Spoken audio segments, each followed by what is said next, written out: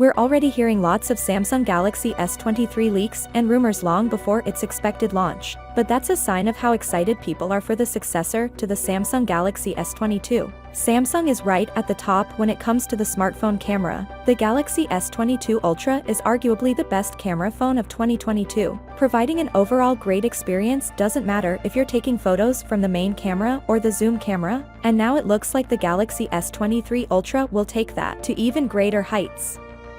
All rumors indicate that the upcoming Galaxy S23 Ultra will feature 4 rear-facing cameras, including a 200-megapixel primary sensor, a 12-megapixel ultra-wide shooter and 2 10-megapixel telephoto cameras, one with 3x optical zoom and the other boasting 10x capabilities thanks to folded lens technology.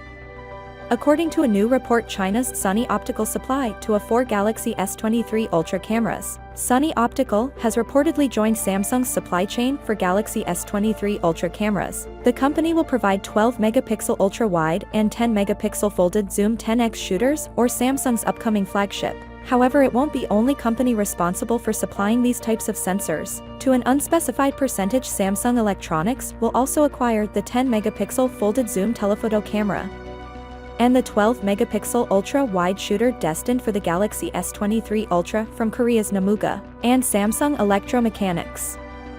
The new Galaxy S23 Ultra has a large battery with a capacity of 5,000 mAh battery, with 45 watts fast charging. In addition, we recently saw that the processor of the American version of the Samsung Galaxy S23 lineup is Qualcomm Snapdragon 8 Gen 2, and that is much faster than the Snapdragon 8 Gen 1 processor. And of course, Samsung's own improvements in camera software post-processing.